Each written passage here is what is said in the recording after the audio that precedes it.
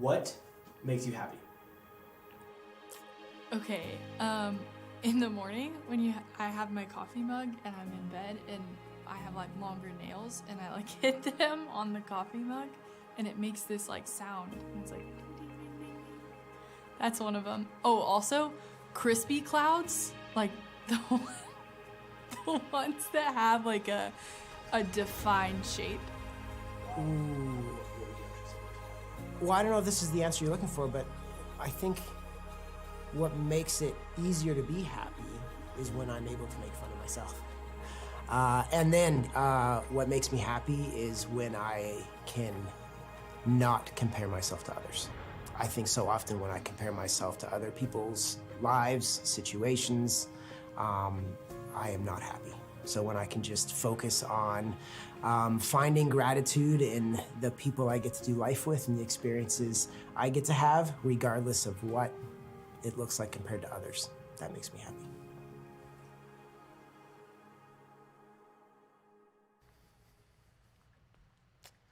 Well, we are just going to pivot together after that moment and jump right in to where we're going. I have a question for all of you. And my question is this. Have you ever had a season of your life where you experienced a lot of change in a really short window of time? Anybody? Okay, just me. Okay, thank you. I appreciate it. I had a similar season Buck was just talking about when I first came on staff at North Point and I got married and I graduated college in a span of 3 months. There was so much change. And as our current season has been similar to that as well for one of the reasons you just heard. With this new job has come new teammates and coworkers and people from all over the country and all over the world that we get to hang with. And with this has been new rhythms, like the hybrid work life. That's a new thing for me. I've gotten used to a lot of Google Meet calls. For those of you who spend a lot of time on Google Meet calls, I can now empathize with you. There's that real digital fatigue that you experience. But I've also gotten used to something new that I didn't expect in that this hybrid work life that I'm now in, I go into the office sometimes, but I mainly work from home. But our home has grown in the amount of people that need to take up space within our home. So this didn't work out very well. So our master closet in our house is relatively larger for our house. And so I set up what has now become, this is it right here, my cloffice space. And I didn't come up with that term. Debbie Keckley, our marketplace director, is the one who came up with that. I was like, yeah, I set up a desk in my closet. And she was like, oh, so you work in a cloffice each day. I'm like, thanks, Debbie. That makes me feel good. Just by a show of the hands, are there any other cloffice workers in here? Okay. I'm so encouraged that I'm not the only one in the world who does this. There's like 3 of us together who do this. So that is fantastic. But that's been very new for me. What else has been new is honestly coming to church on Sundays. I could count the number of times on one hand that I actually parked and walked in over 10 years and just sat in the seats and went to church. It is so weird for me to do that. It's been an adjustment for me. And I just have to say, one, I love it. But also, I can now empathize to a great degree how hard it is to get to church on time for some reason. Getting all the kids in and getting to church, it is so much more difficult than I thought it was going to be, so I can just understand and empathize much more. We've also just, what has coincided with this season, we've had some family and friends around us that have just moved. Some key relationships in our life have actually moved away around the same time this whole change has occurred, and so it's been new for us to adjust to that as well. And then the best and biggest change in all of this in the last couple of months has been as our family has moved from 4 to 5 people in our home. And this is baby Brennan, and he is so awesome. He's so fun. And I just have to say, there are those of you who, when I said, oh yeah, we're expecting, and y'all said, oh, well, you go from man defense to zone defense when you go from 2 to 3. I just want to say you were so accurate on that. You were so right, and I kind of wish you would have given me a hug after you said it, because it is just so real. It's been an amazing season, but it's also been very tiring as well. And I begin sharing that way because for me and my family, it's just been a season in the last 6 months of a wide range and a little bit of a roller coaster ride of various emotions that we've experienced. With a new season vocationally comes with excitement and fun, but also loss and sadness. A new child in the house is very exciting, but also exhausting and frustrating at times with how out of control life can feel with 3 kids that are 3 and under. And so it's just been this roller coaster ride of emotions and things going on in our life. And I begin that way. It's kind of the best way to get into where we're going today, because when we think about it, we've all been through various change. We experience various things in our life every single day, and we have various emotions that come at us because of it. And it's been one giant reminder for me personally that if we don't know what to do with the various emotions that we have in our life, it can greatly impact our ability to experience happiness. And we've been asking this question, what makes you happy? And what does it look like to not just find happiness, but truly and more deeply form it within us? And if we are to really understand what it means to form happiness, we also must recognize that we all have this subconscious or conscious thing, depending on what's going on, that yearns for, it longs for, that emotional state of happiness. And what's interesting when you think about it is we tend to kind of just clump a lot of other things under this umbrella of what happiness is at an emotional level. We might say that it includes joy or humor, fulfillment, pleasure, enjoyment, security, connection, peace, comfort, rest, or it might be the absence of some things. Perhaps it's the absence of discomfort, the absence of suffering, the absence of negativity. See, the emotion of happiness is probably a little more complicated than we tend to think about it. And this is why when I was thinking about this message, I came across a resource. It's this man named Arthur Brooks. And Arthur Brooks actually, he talks about happiness. He's studied it. He's researched it. He's a scientist, professor, researcher, also devout Christian. And get this, he teaches a happiness course at Harvard in the business school. So just think about that. The business school of Harvard, he teaches a happiness course. And he talks actually about how these things that we think of being happy, they tend to kind of conflict with one another at times. That yes, we can get enjoyment in life, but it comes as a result of us saying no to certain things and maybe saying no to pleasure at times. Or we can get to career satisfaction or financial success, but sometimes we might miss out on the rest and just peace we can have in our life. So sometimes these things come at the expense of one another. And he says this about the emotion of happiness. He says the biggest reason that people don't get happier is that they don't even know what they are trying to increase. We often don't think of it that way. But if we are to accept that happiness is something we form in our life, then we must also accept that happiness is an emotion, but it's also more than an emotion. And yes, we want to feel the emotion of happiness, that feel-good thing that we all desire, but we also know deep down, I don't think this is rocket science for us, we also know that it's more than an emotion. It's that good life, that peace with ourselves, with others, and with our Heavenly Father as well. But what can tend to happen in all of us that we are susceptible to as we go on this pursuit of happiness journey, which Arthur Brooks says is actually not a destination, it's far more of a journey. What we can tend to be susceptible to is that our desire for the emotion of happiness, that longing we all feel, can undermine, can pull us away from our potential for true and meaningful happiness. I see this when I sometimes find myself watching a reality TV show. Are there any reality TV show fans in here? Just show of hands. Willing to admit it. Okay, if hands went up like slowly. I thought it was funny. I don't like reality TV shows. In fact, I tend to like scoff at them pridefully sometimes, just to be honest with you. But my wife will sometimes get hooked on one, and she'll be watching one, and I'll say, I'm not going to watch that. I'm not going to sit down and I'm going to do something else. I'm going to be productive with my life, right? Just scoff at it. And then I find myself doing something else in the house while she's watching it, and I go over to the fridge, and I open the fridge, and I glance at the TV. And next thing I know, the fridge is beeping at me because it's been open for 10 minutes, and I didn't realize it. Does anybody else do this? Okay, yeah, I was hoping that there'd be like some nudges, and I just saw a few in the crowd, so that's really good.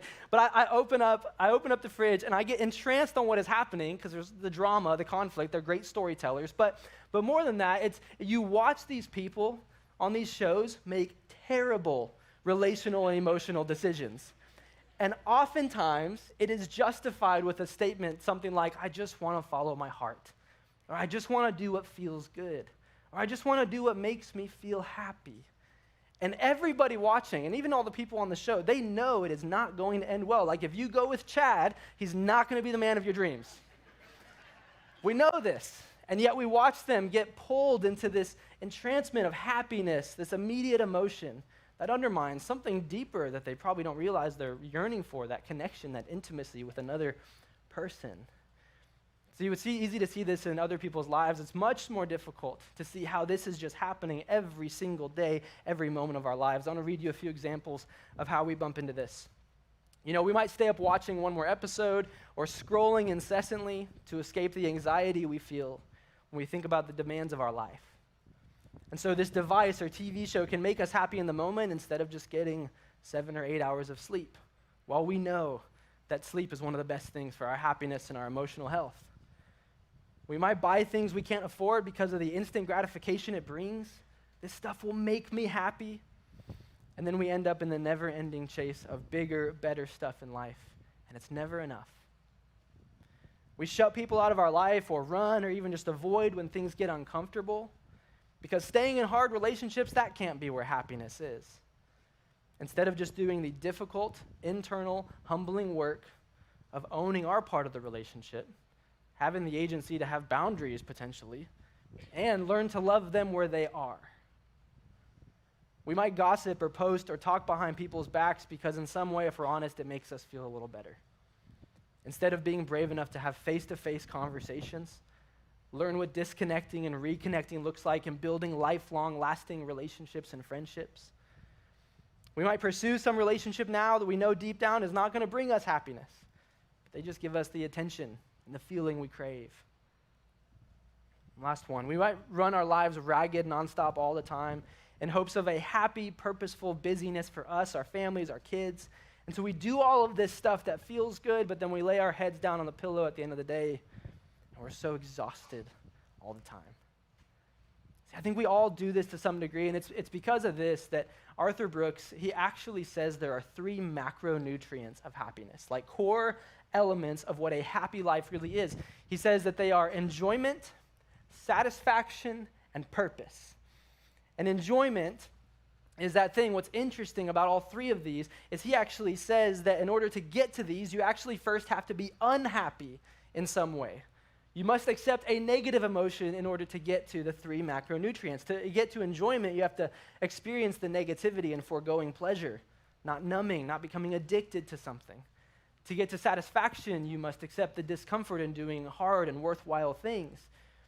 To get to purpose, you must see a bigger picture of the world that sees the good and the bad, but then has a perspective that says, oh, there is a purpose to the pain that we face and that others face in the world around us. Where I experience this most in my own life right now, in my current season, as you can tell, is in what it means to be a parent. I love my children, and good Lord, do I experience some negative emotions on the other side of them at times. Especially in my season, I had a friend of mine, which is no longer a friend based on this question that he asked me, but he asked me, how many diapers do you and your wife change in a day? And having 3 kids in diapers, I just hit him and I sobbed controllably. No, that's not what I did. When he said this, it was just like, my response was, why would you ask me that question? Like, I don't want to, that's a depressing thought for somebody in my season of life with parenting. And I would say the best thing about my life right now is being a parent. And I can't explain why, and everybody should just have lots of children. Like, it's weird. I don't get it. We know the deeper levels of happiness, but it also requires us to go through these potentially unhappy things to get there. And before you might think that this is perhaps a self-help culture or non-spiritual conversation, if that's something that's crossed your mind, I just want to push back on you a little bit. I think if you're a Jesus follower in here, this is actually of the utmost importance. Because we've all heard of headlines or heard of some stories of pastors or churches that have fallen or just judgmental Christians, perhaps. And I am of the opinion that it actually doesn't have a lot to do with Jesus and what he stood for. That he is genuinely the way, the truth, and life. He is the Son of God, regardless of how we might misrepresent him at times. But what we see in those headlines and those experiences actually has a whole lot more to do with the massive gap in emotional health within Christians in our world today. That Christians, Jesus followers, should be some of the happiest, emotionally healthy, secure, impossible to offend, loving people on the planet. In fact, Pete Scazzaro, he's a pastor and author in New York City. He writes a lot about this, and this is an amazing book, a recommended resource here. He says this: emotional health and spiritual maturity are inseparable. It is not possible. It is not possible to be spiritually mature while remaining emotionally immature. It's not possible. It's a part of the journey in our faith that we all go on. And so how do we experience not only lives that are full of more of this deeper happiness we crave, but also how do we go on a journey to become closer to God through that emotional part of us? What I want to do today is I just want to explore perhaps a different way for some of us to interact with that emotional part of you, in hopes that you are able to bring it into alignment with the happiness that you want, but also the happiness I believe God desires for your life too. We're going to look at a collection of Proverbs. They're within the Old Testament. Proverbs is a book in the Old Testament written by a man named King Solomon, and kind of picture a really wise old man towards the end of his life, kind of writing down all of his life lessons. After living it all, doing it all, just experiencing all of it, widely considered even today with inflation to be one of the wealthiest men to have ever lived, one of the wisest men to have ever lived. And so it's no surprise he actually talks a lot about emotions in the book of Proverbs. I want to fly through a couple examples just to show you what I mean by this. Here's the first one. He says, people with understanding control their anger, but a hot temper shows great foolishness. Another one, anxiety weighs down the heart, but a kind word cheers it up. You see more emotions here. A heart at peace gives life to the body, but envy or jealousy or discontentment, it rots the bones. A cheerful heart is good medicine, but a broken spirit, or kind of that despondency, that sadness we face, a broken spirit saps a person's strength. What he's doing here is he's contrasting what is a good and full and happy life with a life that is completely overrun by whatever emotions might come our way at various seasons or various moments. And then he gives this other picture of what this ends up looking like in our life if we allow emotions to do this. He said a person without self-control, and think self-control emotionally, is like a city with broken down walls. You get a picture of this ancient city and the walls are broken down. They're completely vulnerable to attack, the weather, whatever the world might throw at them. And he said this is our tendency of what we do with our emotional life as well. And I think this resonates for us when we think about how we've experienced this on the other side of somebody else, perhaps. When we think back to our life and maybe there's certain moments or seasons where we have witnessed or experienced somebody else and their anger or their discontent or their greed or their lust or whatever it might have been, some emotional state that they would get in, created some of perhaps the most unhappy moments or seasons for you in your life. Perhaps even sometimes life-altering moments have come as a result of being on the other side of somebody whose emotional life was like a city with broken down walls. That's why King Solomon says, don't do that. Emotions have a purpose, but that is not their purpose. And then he gives another proverb, and he says, this is what you are to do instead. This is how you are to manage that emotional part of you. He says this, guard your heart.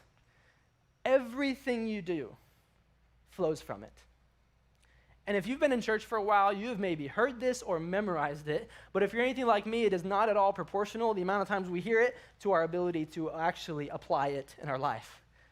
To guard your heart is to think about that inner control center within all of us, where your thoughts, your spirit, your mind, your emotions, your feelings, all of it reside. And it's to guard that, protect that. Why? Because everything we do in our life, every response we have, everything we say, every decision that we make flows from that internal part of us. Where this verse gets a lot more weight is when you look at what this word guard actually is in the original language in Hebrew. It sounds something like naser, and it is to watch or guard or keep or preserve. And within the Old Testament, it's actually the same word that's used to describe a watchman on a city wall. And we might think of a watchman kind of like Hollywood, like they just fall asleep and they're passive, but that's not what this is. A watchman back in ancient times was to be alert and proactive and vigilant, looking for threats, constantly scanning, and also ready to defend when the city was under attack. This is the kind of posture that we are to take with our hearts, that emotional part of us. It is to practice a proactive, an intentional and proactive protection of one's inner being, that central part of you.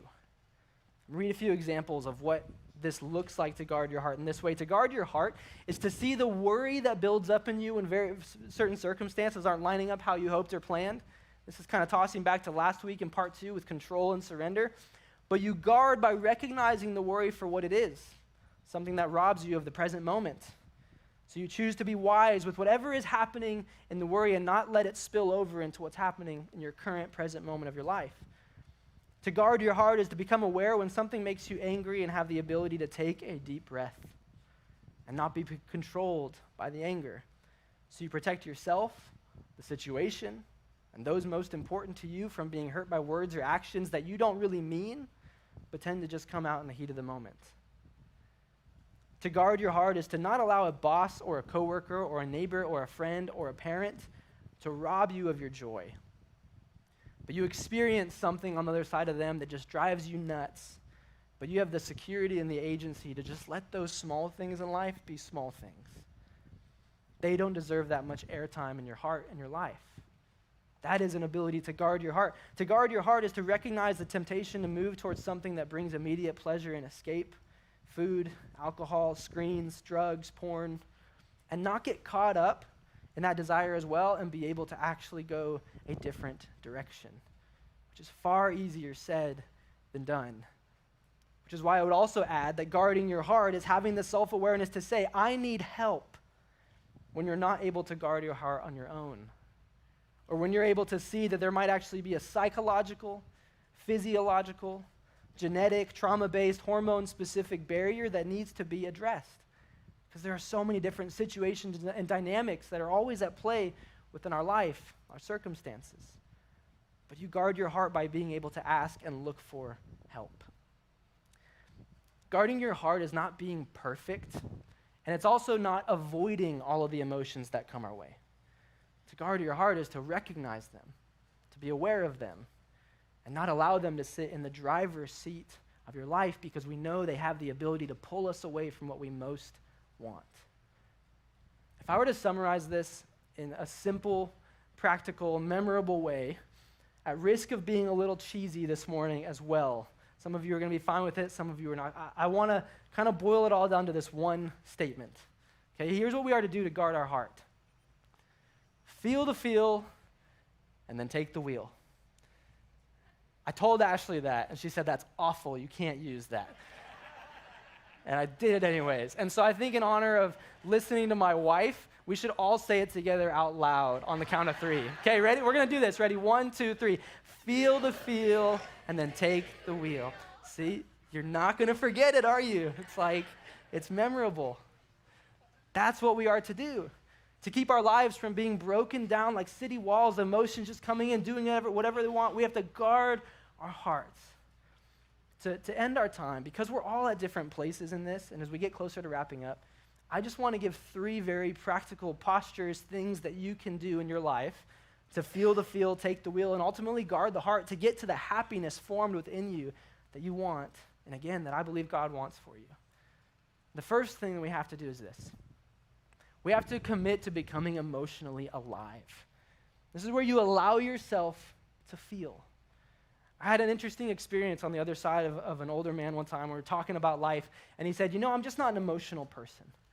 And I get that there are varying degrees to which we experience emotion at times based on our temperament and our personality, but in the context of the conversation, that's not at all what he was saying. He was saying that he had essentially taken that emotional part of himself and switched it off. He just said, I'm not going to allow myself to experience emotions. I think this is more common than we realize. And perhaps if you've been sitting here today and you've been listening to this conversation and you would go, emotions, those are weak. Those are irrelevant. Perhaps for you, you had an experience where somebody just told you to suck it up or get over it. Or out of self-preservation earlier on in your life, you decided to repress your emotions, to switch them off. Or maybe your mom or dad did, and so they never expressed what it was to be emotionally alive, and so you just copied and pasted that in your own life.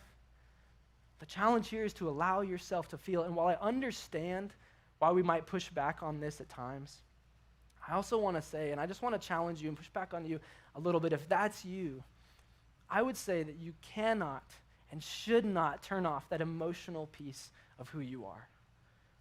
And here's why, because emotions are just a part of being human. Like within our brain, we all have a limbic system. It's how we process things emotionally throughout our world, our day. And so to say that I'm just not emotional is to say, well, I'm just not into seeing or smelling or hearing. It's a part of who we are. And I think we see this being a part of who we are because it's how we were made in God's image. All throughout the scriptures, we see examples of God feeling.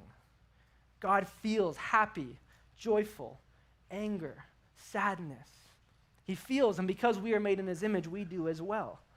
And then you look at a person like Jesus. I mean, he was a blue-collar, man's man, Jewish carpenter in the first century, and he's the epitome of toughness and bravery and courage. He willingly faced and succumbed one of the most painful ways to die on a Roman cross. And this was a man who cried. Actually says he wept at times. And he was silly. He had a sense of humor. He was joyful. He was alive emotionally. Pete Scazzaro, again, says this about being emotionally alive. He says, to feel is to be human. To minimize or deny what we feel is a distortion of what it means to be image bearers of God. To the degree that we are unable to express our emotions, we remain impaired, not able to fully live, impaired in our ability to love God, others, and ourselves well. Why? Because our feelings are a component of what it means to be made in the image of God, and to cut them out of our spirituality is to slice off an essential part of our humanity. You have to allow yourself to feel. And you can't just selectively turn off the bad stuff. You will also turn off the good stuff. You have to allow yourself to feel all of it.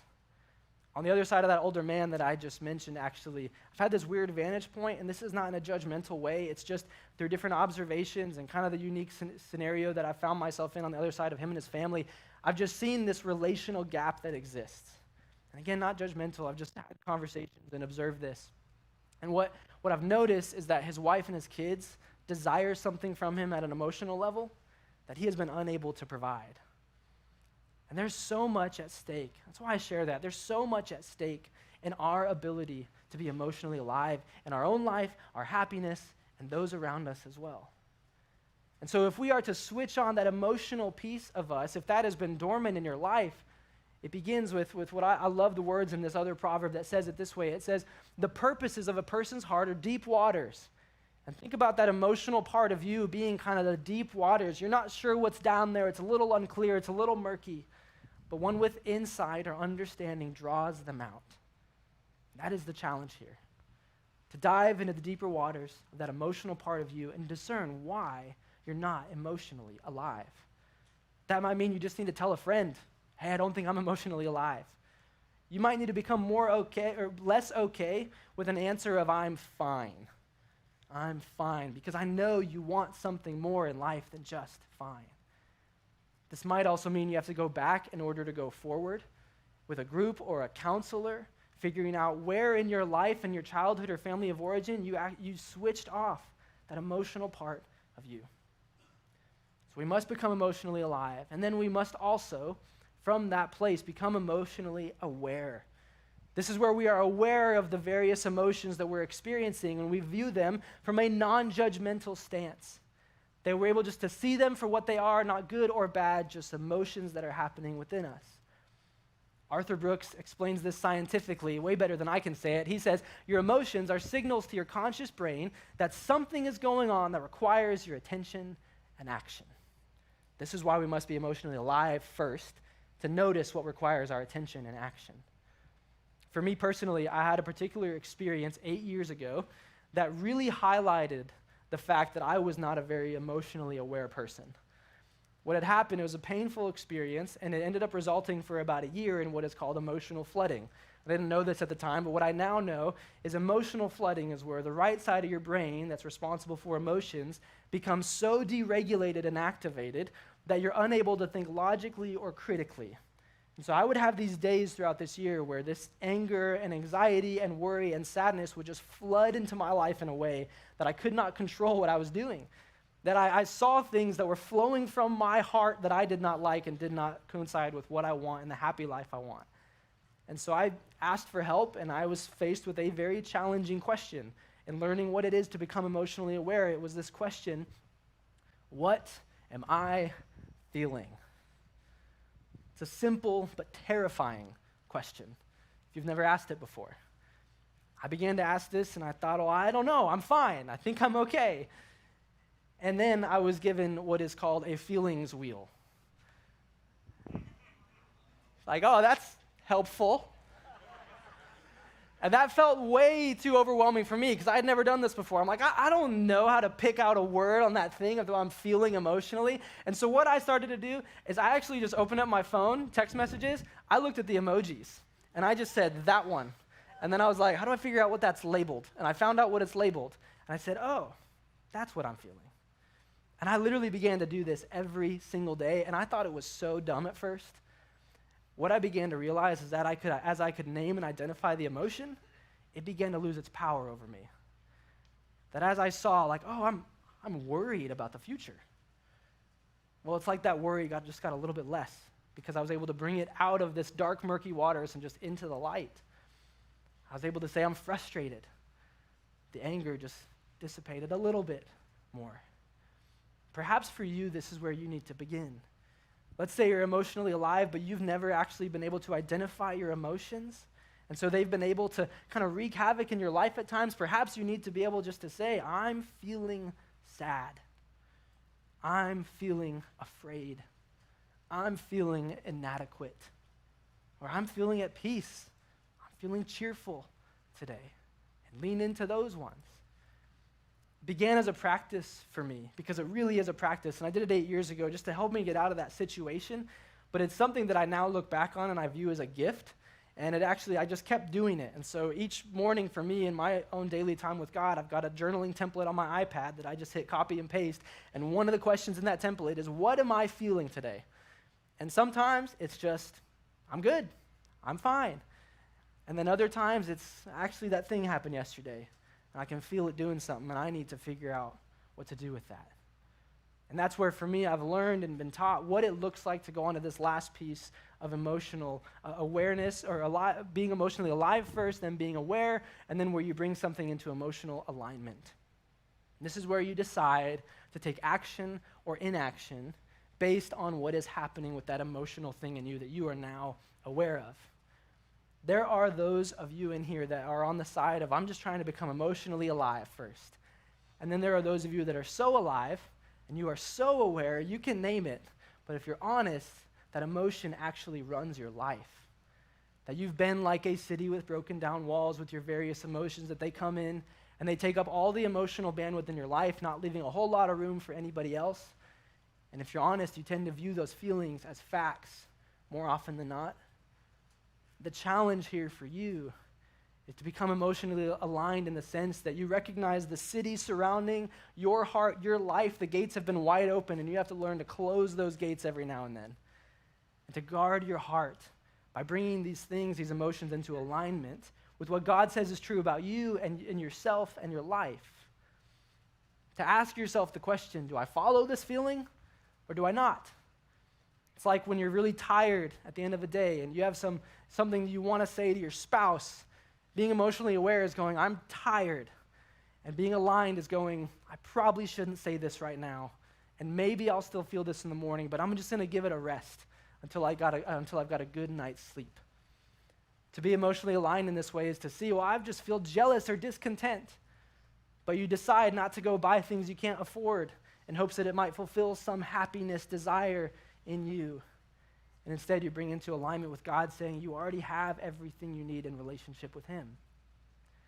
To be emotionally aligned is to be able to be aware of the fact that there are times where you might feel hurt from somebody else, but you're able to say, well, I'm not going to respond in fear. I'm not going to react. I'm not going to avoid. I'm going to come to them with love and dignity and work to restore the relationship. You are aligned when you can recognize that you feel inadequate or like a failure or unworthy at times, but you also know what God did for you and how he views your value, that he paid the ultimate price with his son on a cross, and that's what constitutes your worth and your value. And so you don't need to follow what that unworthy lie is saying in your life. You can say, no, that's not going to be helpful for me in my life. It's what it is to be emotionally aligned. Another simple way it's phrased in the New Testament is like this. It's we take captive, we grab hold of, we become aligned, we are alive, we bring it into alignment with God, every thought, every emotion, every feeling to make it obedient to Christ. For some of you in here, you might need to begin to just become emotionally alive. For some of you, you need to accept the fact that perhaps you haven't been and there is a lot at stake, and you need to begin to step into discerning what that is. And I would just say, if that's you, God will meet you in that.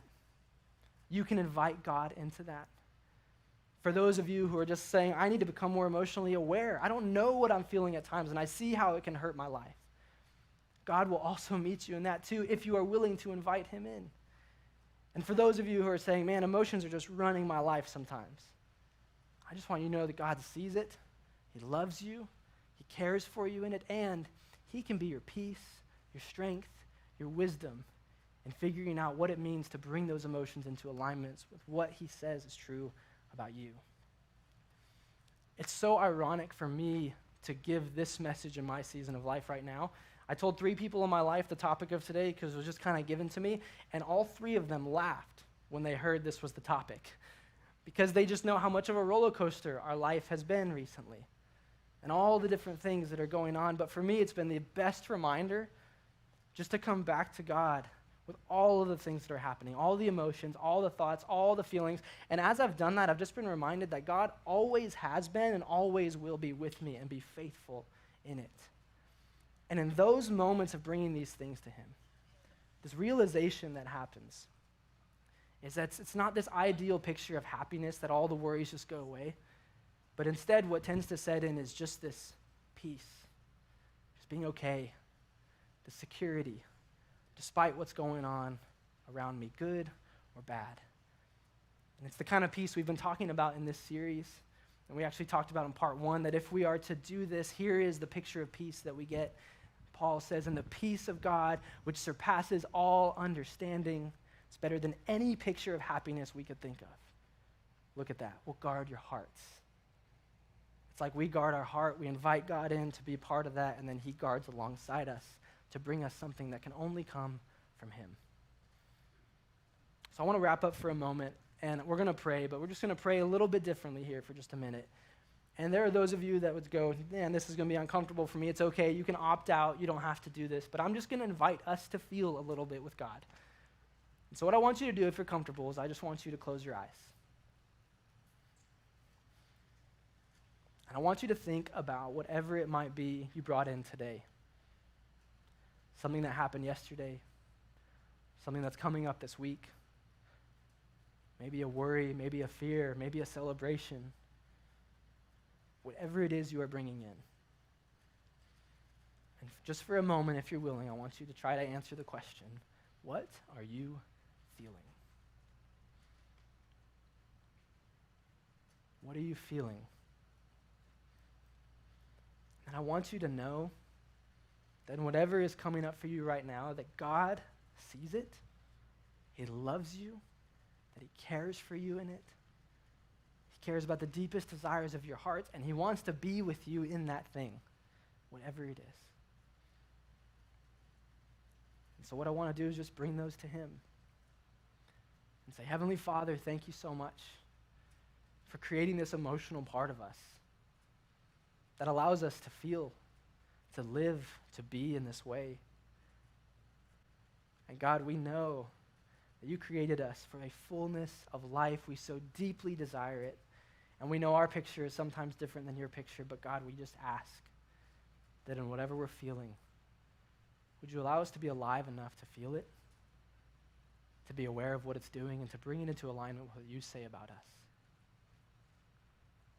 This is more than just a moment on a Sunday. This is a journey. And so, Heavenly Father, allow us to step towards you with whatever it is and remind us of what is true in the process, and would you give us a peace that surpasses all understanding?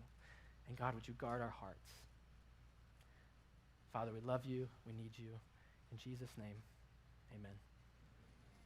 Guys, thank you so much for being here. We'll see you next week for part 4.